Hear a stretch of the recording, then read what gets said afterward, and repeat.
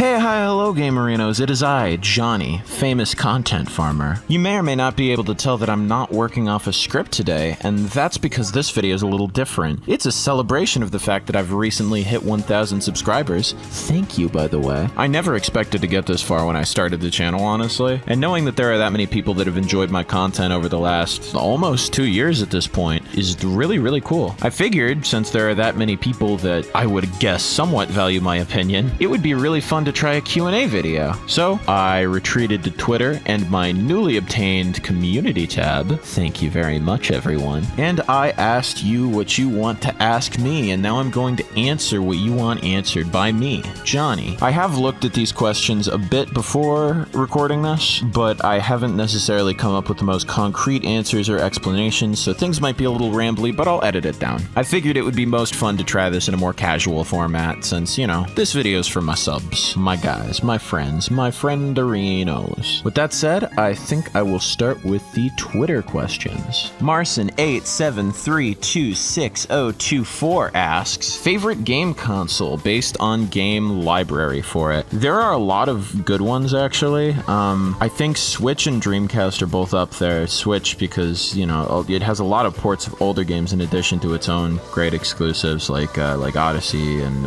Breath of the Wild and all that. And Dreamcast, for as short-lived as it was, has a really solid lineup of especially first-party games like the Sonic Adventures, Space Channel 5, Crazy Taxi. But for my money, I have to say GameCube. I really, really like the lineup that the GameCube has going on. Now, don't get me wrong, like, most of the other Nintendo consoles are pretty solid, but GameCube was sort of an experimental time for a lot of these franchises. You got, like, Mario Sunshine with the Flood, you got Wind Waker doing a totally different art style, you got Pokemon Coliseum, which is like a really ambitious console Pokemon title for the time and still a very, very unique game. I love the darker tone that it kind of has, the more unique mechanics of the double battles, and then a lot of installments for series that often don't see representation on Nintendo consoles. Like you got the Star Fox games. As mixed as the reputations for those are, I haven't played a ton of them, but the multiplayer mode in Star Fox Assault is legit. You got the Metroid Prime games, you got Wave Race. If you're in Japan, you have Nintendo Puzzle Collection, which is dope as hell. You have 1080 snowboarding. Like, there's just a lot of variety, a lot of experimental stuff. Even a lot of,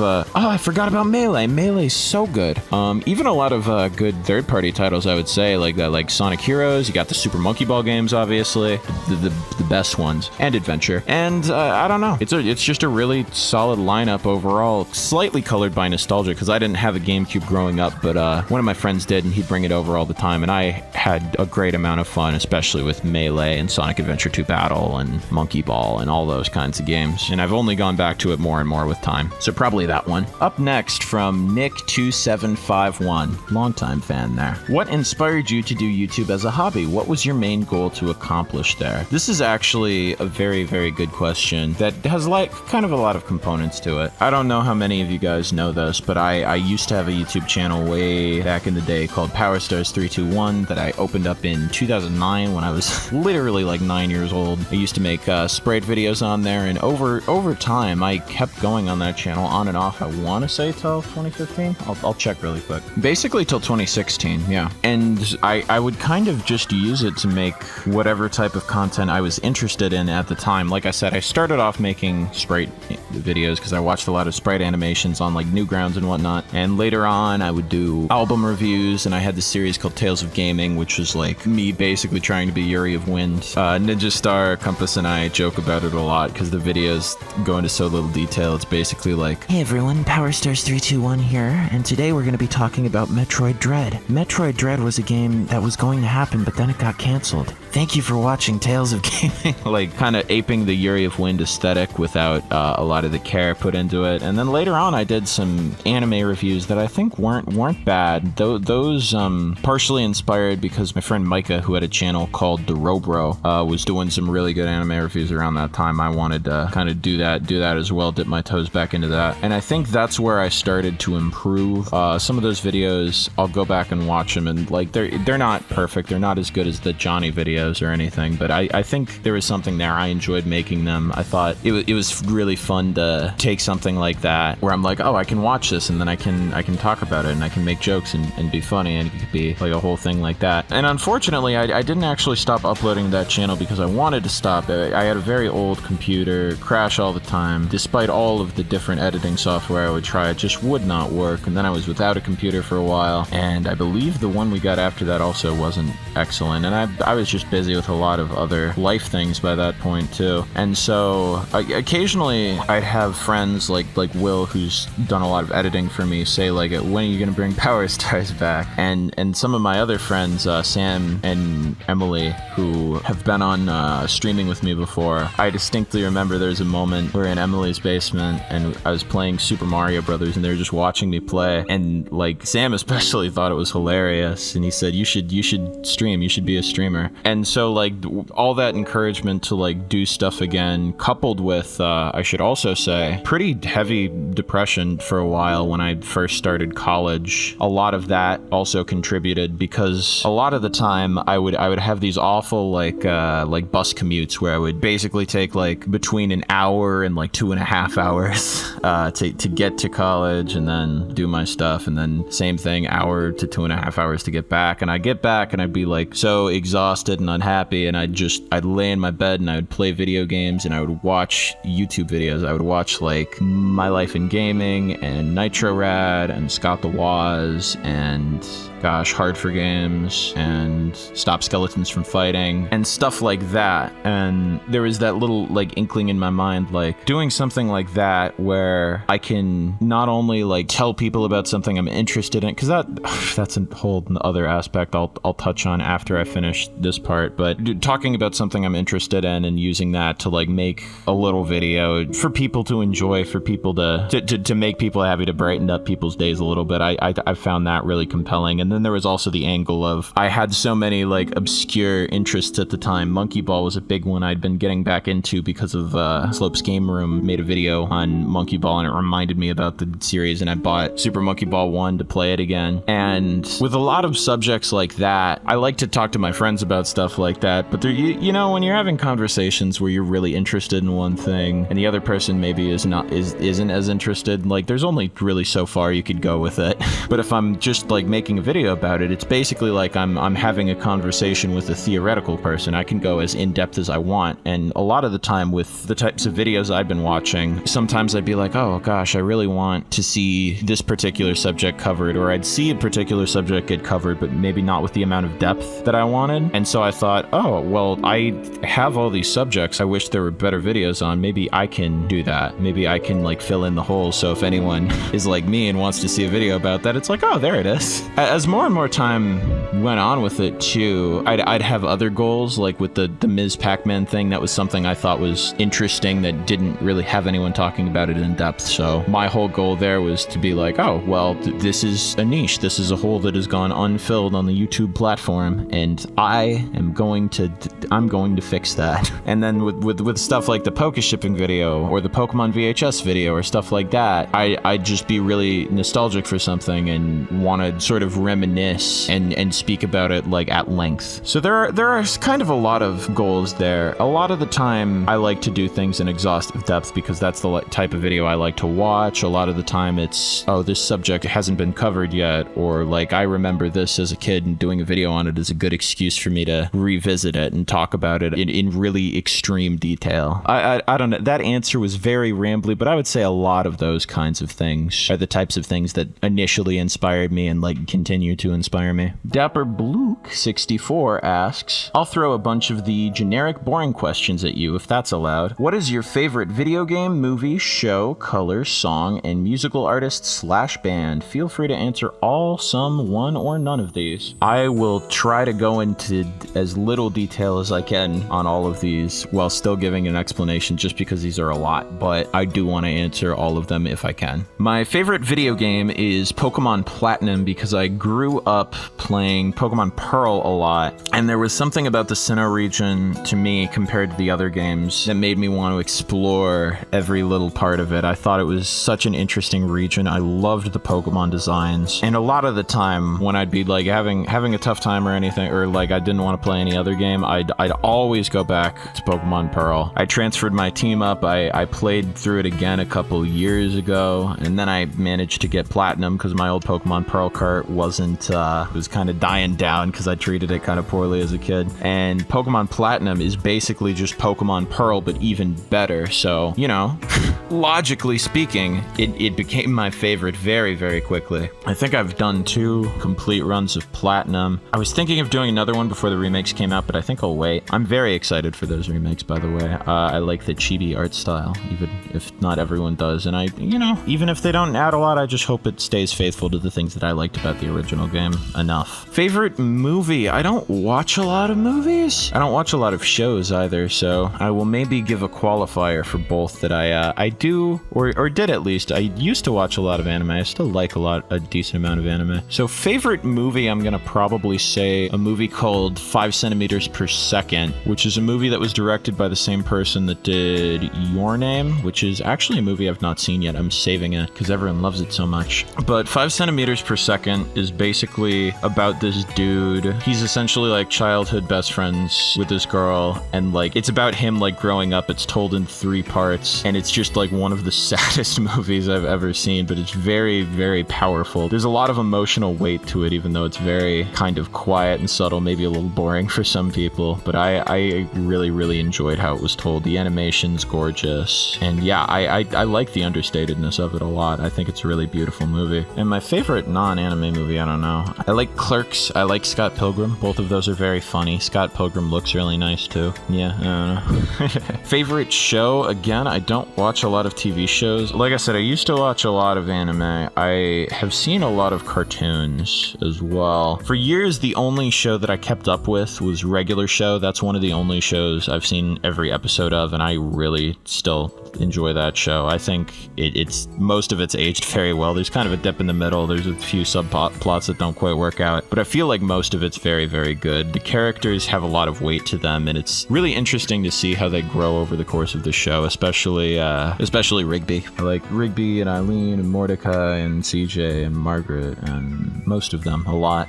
As far as anime go, that is tough because a lot of the anime that I really, really enjoy are bad. Like, a lot of the time I say that my favorite anime is Suzuka. Suzuka is like a slice of life show with like a heavy romance drama element, and I really, really liked it the first time I saw it. I thought it was like really impactful and well done, even despite its age and sort of poor, cheap-looking animation. But upon rewatching Suzuka, I've realized that it is actually, in fact, one of the worst shows I have ever seen. Something about that melodrama just really, really appealed to me when I was 16. I still like it, though. If anything, the fact that it's such a train wreck has made me enjoy it more on some level. As far as legitimately good anime go, though, there's one called Squid Girl that I've seen numerous times. It was one of the first ones I saw when I was getting into anime. I watched it with friends a couple times, different groups of friends, and we've all enjoyed it.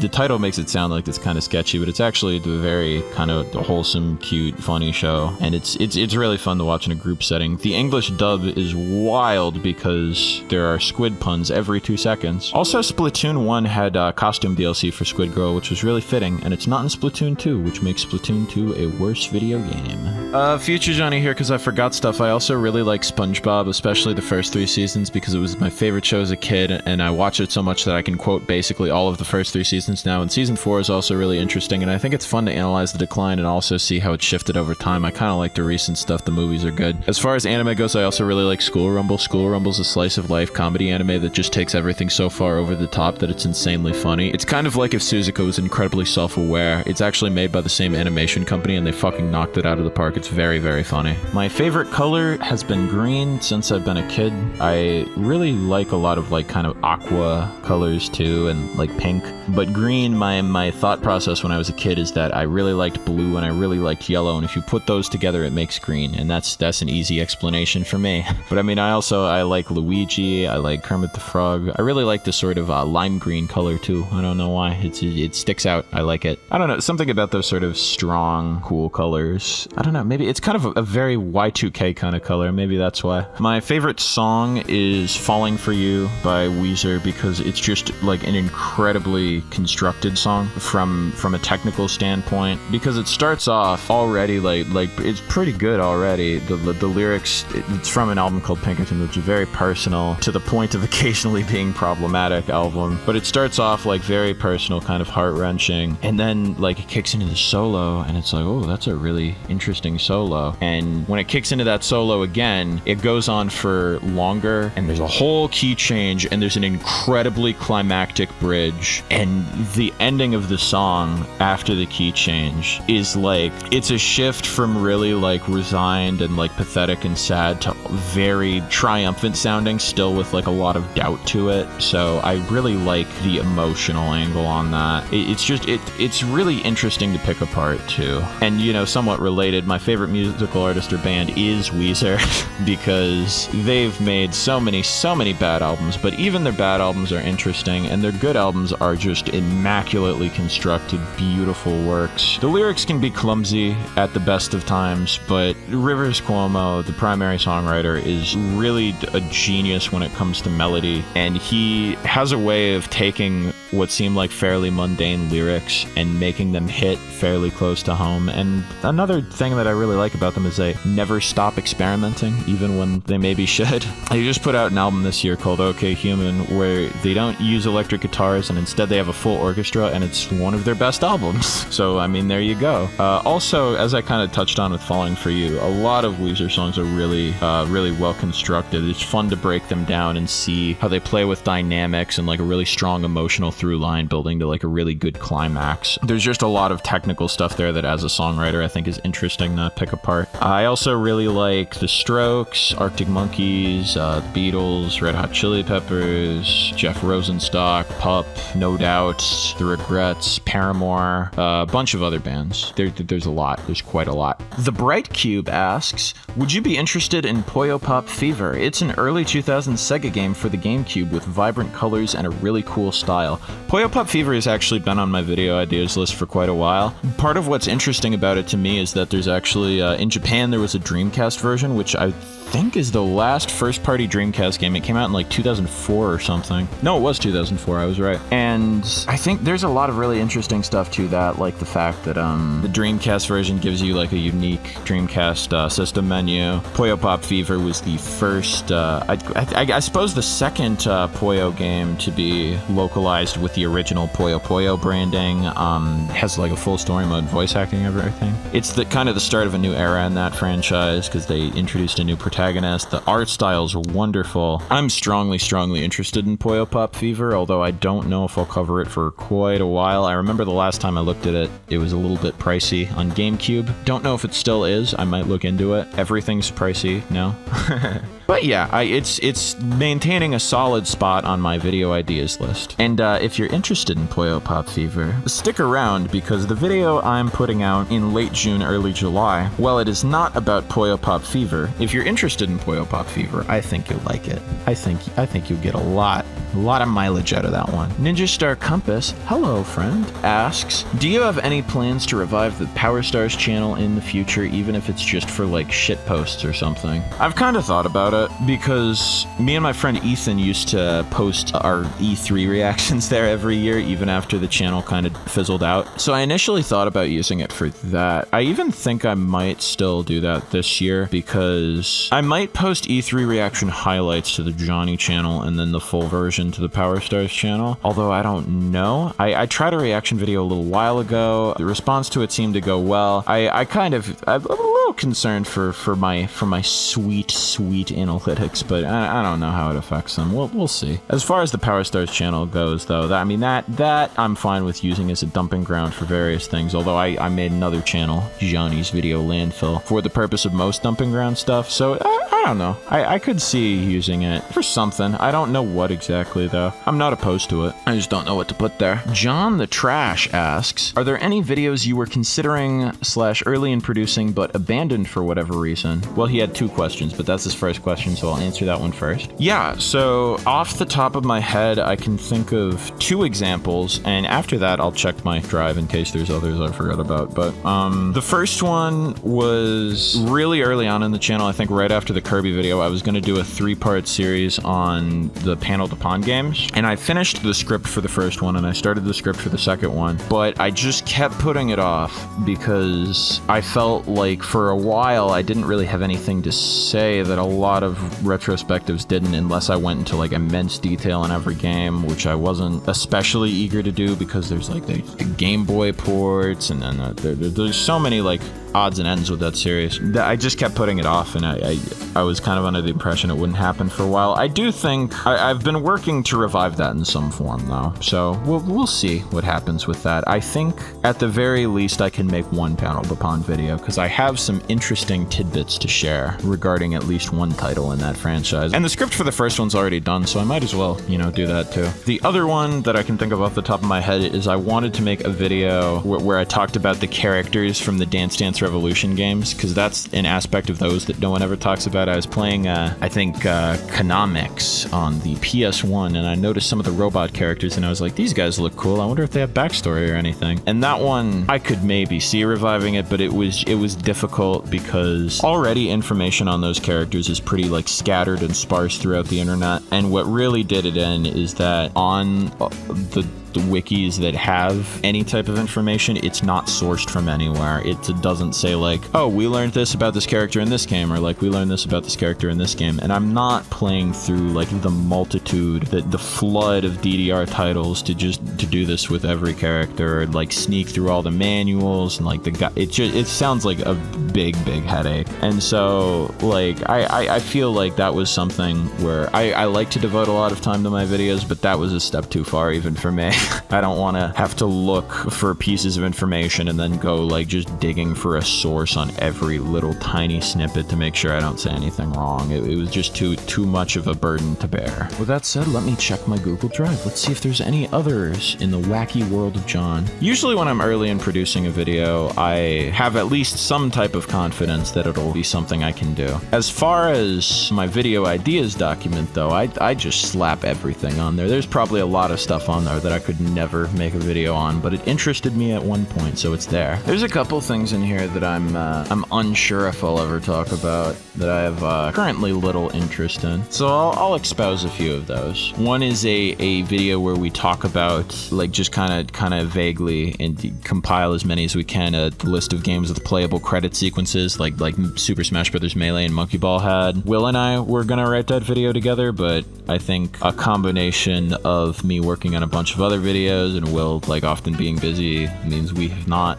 worked on that beyond the outline. And quite honestly, a lot of those games besides Melee and Monkey Ball are not necessarily games I have a ton of interest in, so I don't want to kind of phone it in. Like if we did that video, I think it's a decent idea, but I want to really commit to it and do a good job, so I don't know with that one. There's one I might still do if I can find a good angle for it. Initially I proposed doing it as part of a queer studies course I took in college, where I talk about Birdo, because Birdo, if you're not aware, has been strongly implied to be a trans woman numerous times, or outright stated in rather disrespectful ways. And part of me wanted to make a video like saying, hey, this is how it's kind of been handled disrespectfully. Here are maybe some good ways to like handle it better if they want to acknowledge it in the future. But honestly, it's kind of hard because I feel like a lot of that video is just getting around like, oh well, how would be a good way to do this, like to have representation for a trans character in like a children's video game, which is something that like I think should be a thing, like that would be a good thing, but it's also something that I feel like Nintendo is not going to do, and we have not a ton of precedent for it to my knowledge. I don't think there's a lot of really big popular children's media that's not like explicitly focused on queer issues that has like just a trans character chilling, vibing in there. And I mean, also, like, I am not an expert on media representation by any means, so I don't entirely know what a good way to handle that would be. And if we remove that angle from the video, I feel like this is a subject that's been covered a lot of times, and I don't want to feel like I'm just rehashing somebody else's video or reading off a wiki page or anything. One of the things that keeps me invested in the idea is most videos about Birdo that actually go into a decent amount of depth are rather disrespectful about it. There's a lot of ones that are like good and decent and respectful that go into less depth, but you know, there might be potential in doing a best of both worlds thing there. I don't know, just for accessibility purposes. But I feel like the fact is so well known that it's like the new Super Mario Brothers 2 is actually Doki Doki Panic of like YouTube video topics. I don't want to do something that's been done too many times. So I don't know, maybe if I find a good angle for it. There's another similar video that I guess is a topic that has been talked about before that I'm making, but that's one that I have like a more kind of strong emotional attachment to, so I'm more invested. I have more to say about that one. And yeah, I'm seeing two other outlines at the bottom too. One was a video my friend Sam, I don't know if he proposed it to me or if he said something interesting and it made me want to do it. And then there's one that's, I'll just say it was Tetris 2. I don't know if I'll make a video on Tetris 2. I don't know what I would say about Tetris 2. It's really interesting that there's a game called Tetris 2 that does not play like Tetris, but I'd want to be sure there's something interesting I can bring to that conversation besides, whoa, this game has bombs in it. Oh my gosh. You know, that was a more long-winded answer than I was expecting. Oh, and John the Trash's other question is, why do you create content based on the niche period in gaming that you operate in? And I'm assuming that refers to the fact that a lot of my content is kind of fixated in late 90s, early 2000s stuff. And frankly, I don't know, it just kind of happens.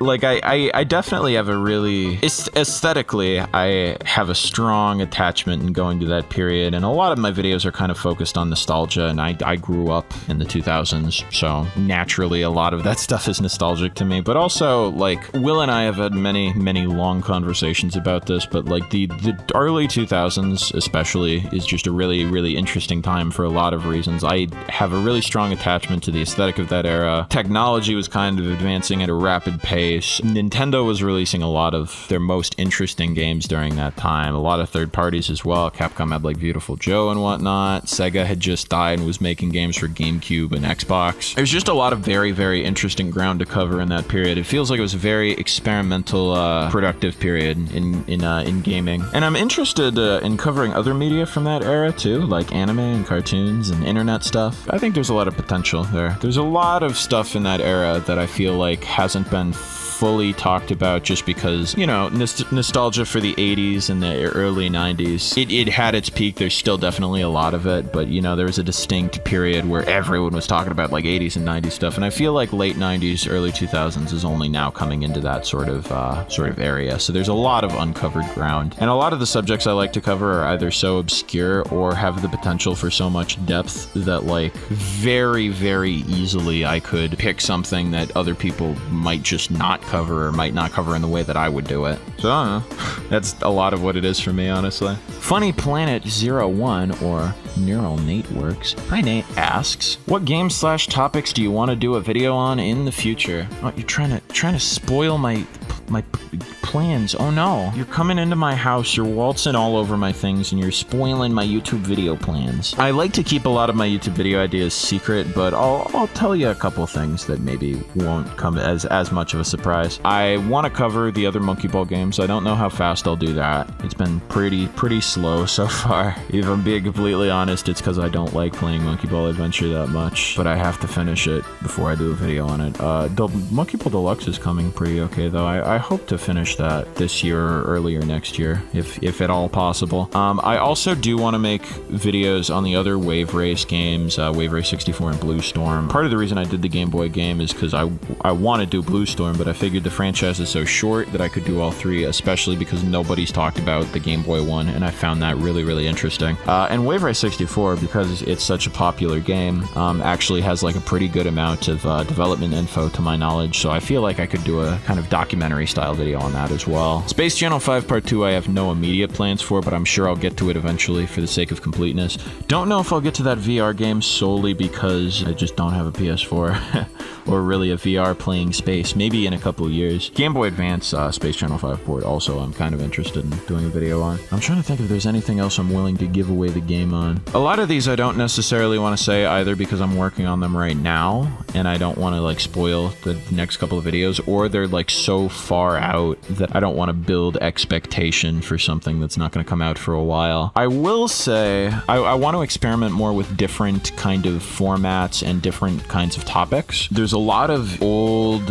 internet videos that I think would make for very fun videos, give me a good excuse to revisit from Newgrounds and from YouTube. There's a couple cartoons, mostly from that kind of early 2000s period that I want to talk about because they haven't kind of gotten a fair shake in the YouTube reviewer game. There's at least one anime I want to do a really in-depth video on from that period too, possibly two. Suzuka is my biggest burden. I have not started making a video on Suzuka, but I know that I will one day because it's one of the videos that I wanted to make when I started doing YouTube again, and I have a lot to say about that anime even if no one listens. And then as far as other stuff goes, I kind of want to do different types of videos about video games too, where instead of just like here's a retrospective documentary where I tell you literally everything about this thing, kind of hyper fixating on a specific aspect, doing a little analysis, a la my friend the Manic Pineapple, who you should subscribe to. There's two that I'm working on right now that are sort of character and thematic analysis, which are kind of exciting to me. Speaking of the Manic Pineapple, I have to edit down the streams we did where I explained Sonic lore in immense detail to him because those were very funny. I'm working on the first one. I need to record more gameplay footage is what I have to do. Maybe I'll stream Sonic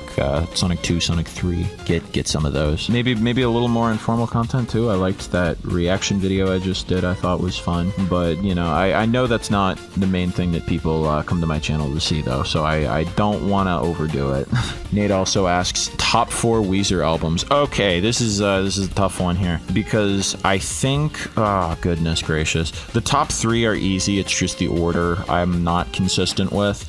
And then the fourth one, I'm kind of at a crossroads at the moment, so maybe I'll do 5. My favorite one is definitely Pinkerton, straight up. There's arguments to be made that a lot of it has aged somewhat badly, but I don't know. I think it works in the context of the album, because the album is very much just a dude basically venting at you about all his own self-hatred and all the problems in his life, and he says some kind of shitty things because it's completely unfiltered. But that album was really, really important to me in high school, and even still, it's very cathartic to me to throw it on whenever I'm upset, whenever I just am really angry and need some music to exemplify that. Pinkerton I always come back to, not to mention that a lot of the songs are really immaculately constructed, very, very interesting. It's very heavy. It packs a lot of a punch. I think it's a really kind of interesting album. It helps that he was very influenced by classical music around that time. Second one, hot take. Most people say Blue. I could honestly put either White or Blue here. I'll say White first because I think White has more personal relevance to me because the White album completely changed the way I write. Basically, the White Album came out in 2016. It was the one after their kind of big comeback album, and it was produced by Jake Sinclair, who was a huge Weezer fan. And this dude somehow brought out like all of their strengths without completely like relying upon the classic sound. I think they're kind of at their peak structurally. Like a lot of the structures on that album, very much like I described with Falling For You, it's just such an emotional build, and it helps that the lyrics on that album are incredibly interesting. Rivers was doing like a spreadsheet method where he'd write stream of consciousness and he'd like put lines that he enjoyed in spreadsheets, and he'd just pick lines from the spreadsheets depending on syllable count, and then Jake would say, no, like this sounds bad, replace this. And a lot of the times the lyrics are more abstract, but he's just weaving these really interesting narratives with a lot of really cool imagery, and a lot of them, depending on how you interpret them, still hit really, really hard. And arrangement wise, like the inclusion of a lot more like synth and piano with the usual kind of Weezer sound, and like a lot of falsetto, and the band having fun doing harmonies and whatnot. It's just a really good album, both as a feel-good album and as kind of an emotional thing to analyze further. And then after that, Blue. Blue is a classic. You've probably heard songs from Blue, even if you're not a Weezer fan. Say It Ain't So, Buddy Holly, Undone. Blue is the type of album where it sounds like it's really, really simple, but if you pick it apart, like, again, there's a lot to analyze there. I think it has maybe the best flow of any album I've ever heard. It's really immaculately structured. There's a lightness to it. There's like a sort of like nerdy appeal, like, oh, like in the garage, haha, he likes X-Men and Kiss. But there's like a really strong emotional core to it still. And a lot of the builds on there, Say It Ain't So and Only in Dreams in particular, have insanely emotional solos. Like, it can be really difficult to communicate emotion solely through playing a guitar solo. Obviously, you don't have words to rely on. But if you do it right, it's a thing of beauty. And those two songs do it incredibly, incredibly well. And number 4, I'm at a crossroads because they just put out OK Human, which is really, really good. Probably, if I'm thinking more objectively, it is their 4th best album. But I'm really, really strongly attached to the Green album. The Green album is interesting because it's an incredibly safe album. It's very kind of happy sounding. Every song kind of has the same sort of vibe. Some of them even blend together on the second half. But I think it really puts his sort of melodic talents on full display. And I think for that reason, it's always appealed to me. Not to mention that while every song's really happy, there's sort of an underlying sadness to it that I really like. You can hear that he wasn't necessarily in the best of places when writing it, but he was trying to put on a good sort of face. And I don't know, there's something to that. I like its shortness and accessibility. Yeah, I don't know. OK Human, I'll describe briefly because I've been going a while, but it has a lot of the same strengths as White, except the arrangements are interesting in a completely different way. The lyrics are a little bit more straightforward, but they still have this sort of eccentricity to them. They feel very much like you couldn't mistake them for anyone else writing them. Like, Grapes of Wrath is a song about this dude just rocking out listening to audiobooks, and like, that's Rivers, that's no one else.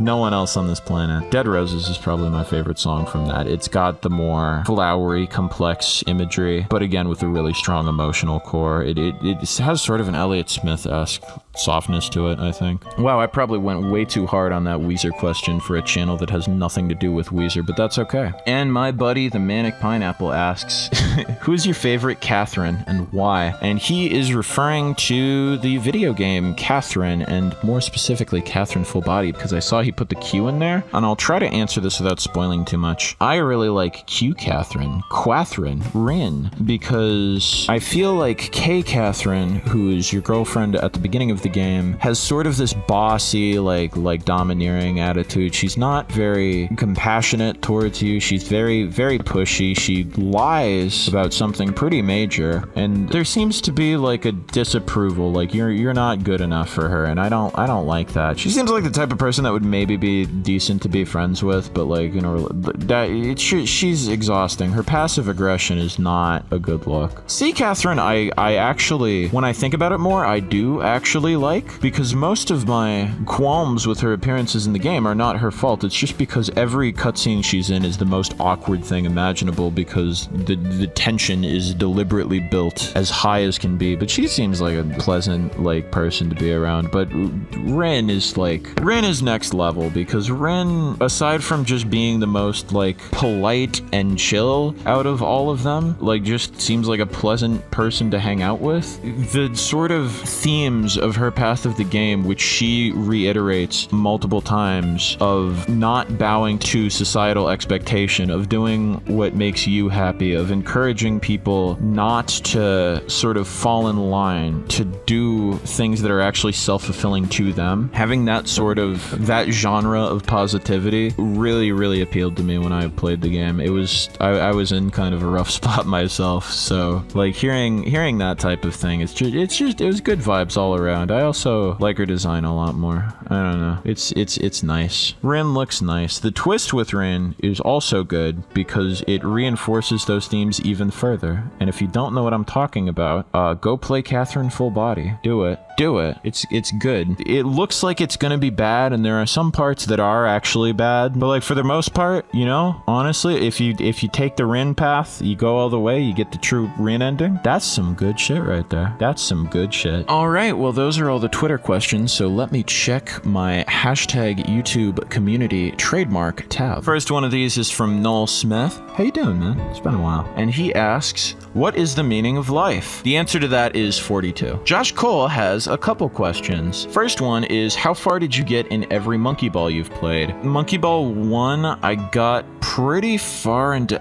Expert. I didn't finish Expert, but I got pretty far, I think. I think in the 20s, probably. Super Monkey Ball 2, I did beat the story mode. It was after I was done with the script, but before the video went live. I think before the video went live, I was like really deep into it. I was like world 8 or 9 or something. But yes, I did finish Monkey Ball 2. Monkey Ball Jr., I actually admittedly did not get very far in, which is my bad. I feel like I didn't quite do that game justice. I did not even beat the advanced mode, although I did try all 3 difficulty levels. I don't think I even got that far in advanced or expert. Shame. Monkey Ball Adventure, I'm trying to remember where I am. I think I got through the first kingdom? Let me look this up. Monkey Ball Deluxe, by the way, is simply a compilation of 1 and 2, though admittedly I have not beaten it yet. I believe I'm a couple worlds into that. I think like 5-ish? I did beginner, and I don't know if I beat the advanced challenge mode,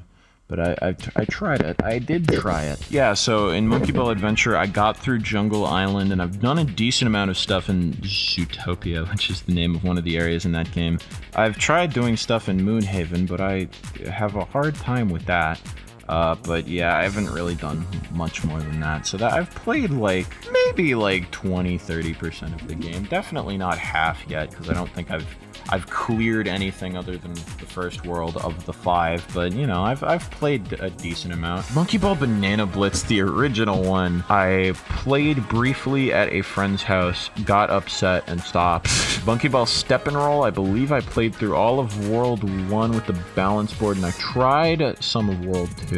Monkey Ball 3D, I think I played through the first 3 or 4 worlds of it, something like that. I played through a couple worlds in Monkey Ball 3D. Monkey Ball Banana Splits, I have not played at all because I do not have a PlayStation Vita. And Monkey Ball Banana Blitz HD, I beat? I got the credits to roll, but there was more content. I think maybe what happens in that game is you beat 8 worlds and then the credits roll and then they give you a couple extra worlds. I got the credits to roll. That definitely happened. So I played most of that. I'm probably on world 9 or 10, so I haven't played all the extra worlds, but I've unlocked the secret character and I've got the credits to roll, so I think that counts for something. I admittedly did not get to the end of the Monkey Ball mini flash game, I'm sorry. Second question from Josh Cole is, favorite cartoon block from the 90s, 2000s? Jetix, Magoozy, Toonami, WB Kids, you seem like you'd have one. I did not watch a ton of these extensively. I think Kids WB was a little bit before my time, although there was a really great retrospective on it that I liked a lot, because I watched Pokemon tapes all the time, and there's some Pokemon tapes that are like, oh, Kids WB, look at this. Don't know if I ever saw Toonami when it was on. I feel like I saw Jetix a couple times. I used to watch the, God, what was it? The 4Kids block. Was it Fox 4Kids or something? And then they had Toonzai after that, which I'd watch sometimes. I'd try to wake up early in the morning so I could watch Yu-Gi-Oh! And Sonic X were the 2 that I liked. I'd watch Dinosaur King too, but I didn't give a shit about Dinosaur King. I just liked the voice actors for Pokemon were in it. My favorite is probably Magoozy, though, not because I watched it extensively, but because the promos stuck out greatly in my mind, and because it had Pokemon and Pokemon Chronicles at the time when I was first getting into Pokemon, and that was huge, and it made me really love Pokemon Chronicles especially. There's a deep pocket of my brain that's stuck in like 2005 watching those promos with the freaky girl and her freaky monster friends and the freaky underwater submarine, watching Pokemon Chronicles, The Legend of Thunder. That's just like a whole vibe. That type of vibe is like, if anyone watching my channel gets like a small fraction of that vibe, I've done something incredibly right. That's a huge vibe right there. I think branding wise, that block really had it nailed down. I like the Toonami aesthetic too, but I'm not as nostalgic for it, I must say. Okay, number 3 from Josh. Game you haven't played yet that you want to play the most? That's a tough one. I've dipped my toes in most games that I want to play.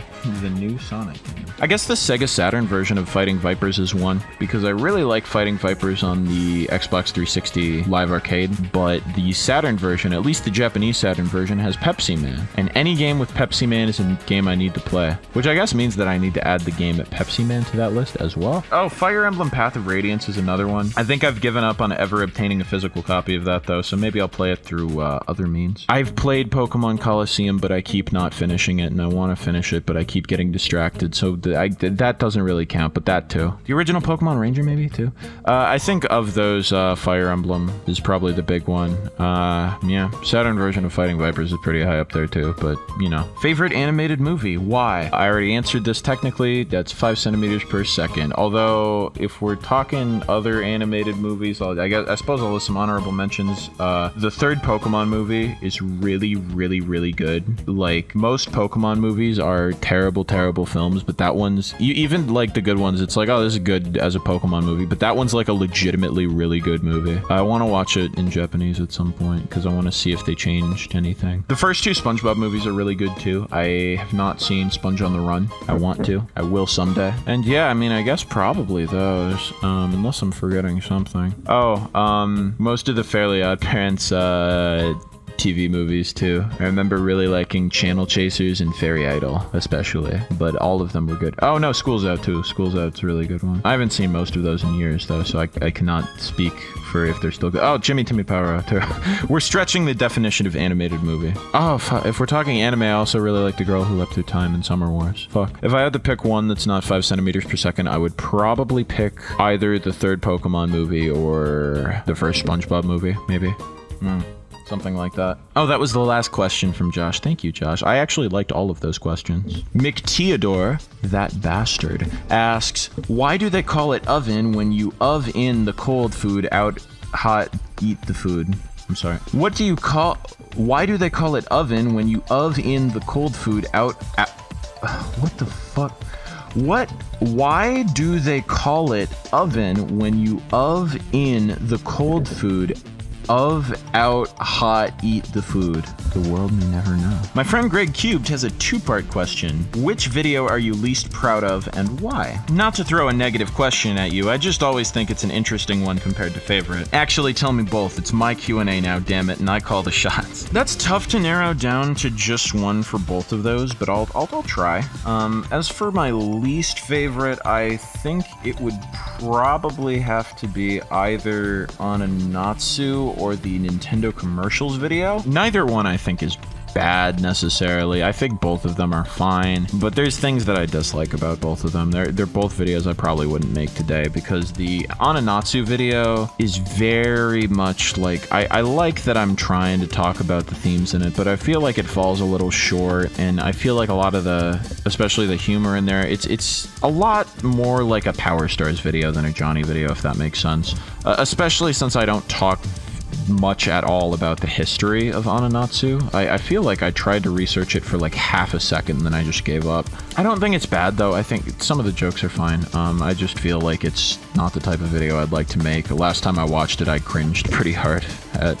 I winced pretty hard at a lot of the attempts at humor there, especially because a lot of the attempts at humor are like, oh, anime tropes, haha, mean girl syndrome, haha, tsundere, and I'm like, I'd like to critique a piece of media while avoiding those, maybe a little bit. Although I guess if the shows are gonna have the character archetypes, you gotta point them out. The Nintendo commercials video, I don't necessarily think the idea of it was bad, but I feel like the editing is some of the worst I've ever done. There were a lot of just weird cuts and mistakes and visual glitches in that video that I couldn't seem to fix, and even then I was trying to kind of rush it a bit because I was like, oh, I want to get a video out for this month.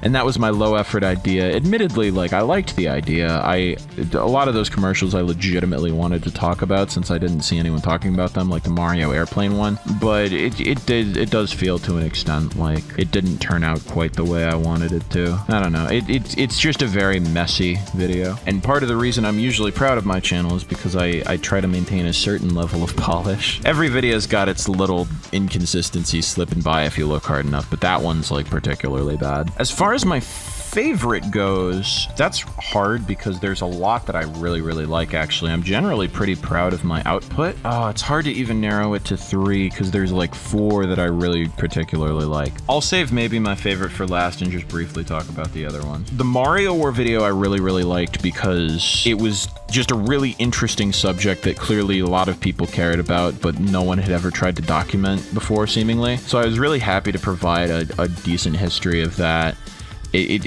also, I think, is one of my videos that does the best as like a time capsule. I feel like I captured the vibe of that era pretty decently with all the forum talk and the 8-bit skater boy and the commercials and whatnot. It was really fun to kind of go back to something from that time period. The Yoshi Story video is baller as fuck because that was a game I had a ton of nostalgia for. And so, like, the script, I think, was written at a point where I was, like, kind of balancing my nostalgia with humor. And I think the humor in that video is some of the best I've ever done, which is, of course, helped by the immaculate editing that Will did for that video. I think that might be my most polished video in terms of editing, because Will fucking nailed it. Especially that opening joke with the Yoshi's Island cartridges is like one of the funniest bits in any of my videos, and that was completely Will's idea. My other favorite joke in that video that I always come back to is the fucking, we're venturing into the place where only true gamers go. That's right, we're gonna be talking about the speed running community. And Will just puts up a picture of like Optimus Prime. That's definitely my funniest video, I think. The Ms. Pac-Man video was another story that I felt needed to be told, and it captured a much wider audience than I expected, and I was really happy it was a video like that ended up getting it, because I wasn't sure how it would go down. I felt like that was the first video I did that was a little less reliant on humor. I tried to make it a lot more information-oriented. But I think my favorite video overall is the Poke Shipping video, because it combines a lot of the things that I like about those other videos. Like, the subject is something I was incredibly interested in as a kid, and I really, even like as in-depth as I went, there are a couple things I didn't talk about in that video that in retrospect I'm like, oh, I could have talked about that. Like, I didn't talk about Misty's like return appearances in the anime in Hoenn and in Alola. Part of the reason I didn't talk about Misty and Alola is because I'm saving those episodes to watch, because literally I waited like 10 plus years for Misty to be in the anime again, so I don't want to waste my chance to see something like that. I'm saving it for a rainy day. But no, like, even the stuff I talked about, it was just like an amalgamation of a bunch of really nostalgic things. I really pushed the humor in that one, I felt like, as far as it could go. The fan fiction segment is one of my favorite things that I've ever done, because it was just, it was the first time I'd really been like, okay, I'm gonna get like a bunch of people involved. I think the only video before that, I guess there are a couple videos where I had other people involved for a segment. I had Ninja Star Compass do a segment for Monkey Ball Jr. I had my friends Will, Sam, and Aiden do a little clip in Monkey Ball Jr. as well. So I guess Monkey Ball Jr. is the true start of the crossover. But the whole like scripted like fanfic segment with the voice acting, it turned out so funny. Those voice actors are super talented, and a lot of their improv still kill me to this day. I think Marcus, Cool Discs 101, especially, just really got me with a lot of the line delivery. Like, there's the part where he gets shocked, he goes, he makes like the most intense shock sound, and then in his actual speaking voice, he's just like, God, please kill me.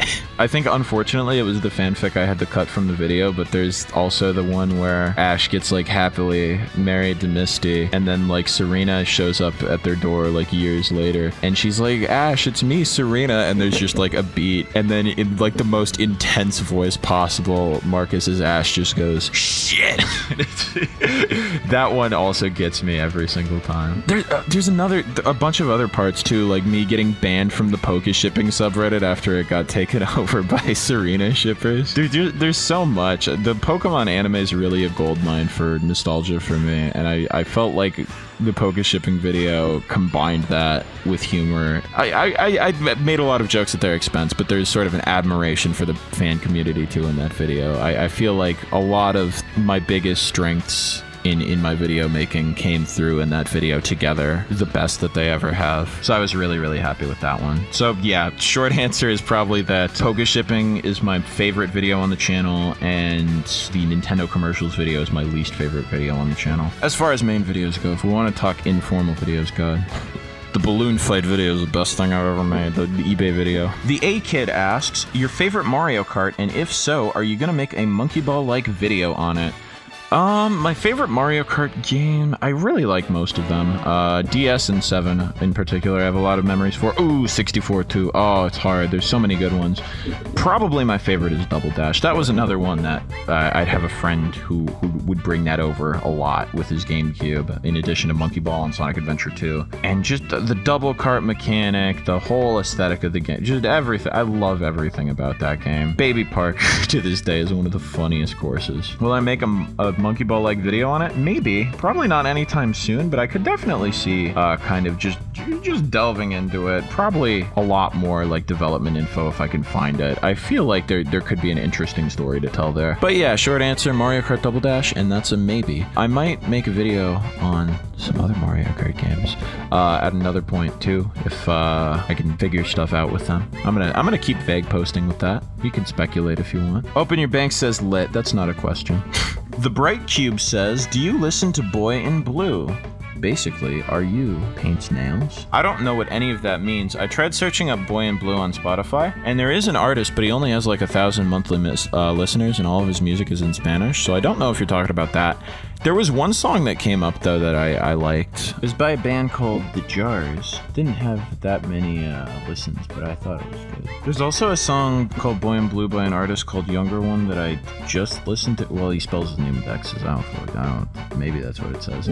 But I'm listening to it. It's not like the type of thing I usually listen to, but the chord progression's really nice. The beat's actually pretty solid. I don't know. I could see myself listening to that again. That's pretty good. Am I paints nails? I have not painted my nails that I'm aware of, but I would... Oh no, I painted my nails once when I tried to dress like a goth for the first day of school. It's a long story. I would in the future. Anyways, that's neither here nor there.